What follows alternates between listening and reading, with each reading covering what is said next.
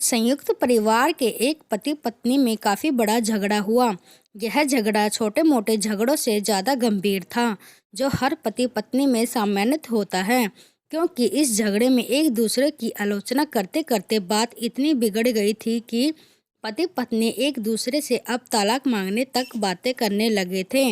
यह परिवार के बाकी के सभी लोग बहुत परेशान हो गए और वह सब किसी तरह इन दोनों को समझाकर इस झगड़े को अंत करना चाहते थे। जब सभी के प्रयास काम नहीं आए तो वे लोग पति पत्नी के इस जोड़े को घर के सबसे बुजुर्ग सदस्य यानी दादाजी के पास लेकर गए।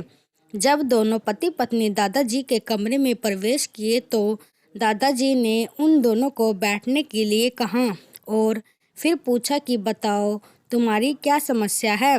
दोनों पति पत्नी एक साथ बोल पड़े और एक दूसरे पर आलोचनाओं की झड़ी लगा दी।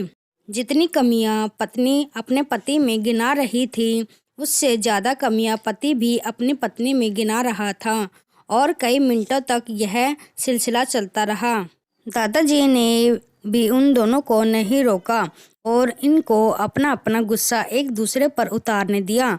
आखिर में जब दोनों एक दूसरे की बुराइयां करके थक गए और शांत हो गए, तब दादाजी ने उन दोनों से कहा, अब दोनों एक दूसरे की अच्छाइयाँ बताओ।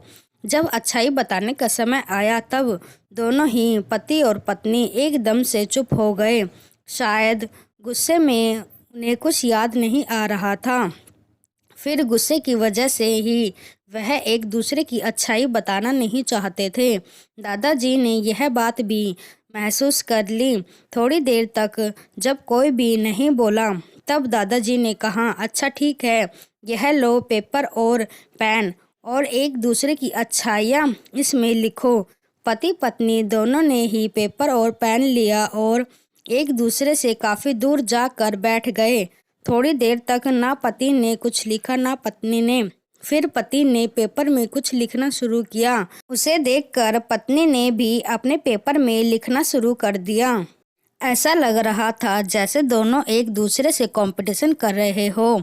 काफ़ी समय तक दोनों ने पेपर में लिखा और जब पेपर लिखावट से भर गया, तब दोनों ने अपना अपना पेपर लेकर दादाजी के पास उन्हें देने के लिए गए। दादाजी ने उन दोनों के ही पेपर लेने से मना कर दिया और कहा, अपने अपने पेपर एक दूसरे को दे दो और अब एक दूसरे के पेपर पढ़ो। पति ने पत्नी को और पत्नी ने पति को अपना पेपर दे दिया। वे एक दूसरे के पेपर पढ़ने लगे। थोड़ी देर बाद पति और पत्नी दोनों के ही आंखों में आंसू थे। पेपर में अपने बारे में लिखी अच्छाइयाँ पढ़कर पत्नी तो फूट फूट कर रोने लगी। पत्नी को रोता देख पति उसे चुप कराने के लिए दौड़ा और माफ़ी मांगते हुए उसे मनाने लगा। पत्नी ने भी पति को माफ़ी मांगी और माहौल ऐसा हो गया जैसे कभी कोई झगड़ा हुआ ही नहीं था। दोस्तों, कमियां और खूबियां जगत के हर इंसान में होती हैं। अब हमारे ऊपर होता है कि हम कमियां देखकर अपने जीवन को नर्क बना ले या खूबियां देखकर जीवन को स्वर्ग बना ले। दोस्तों, आपको हमारी कहानी कैसी लगी प्लीज़ हमें कमेंट में ज़रूर बताएं और हमारी वीडियो को लाइक शेयर ज़रूर करें। धन्यवाद।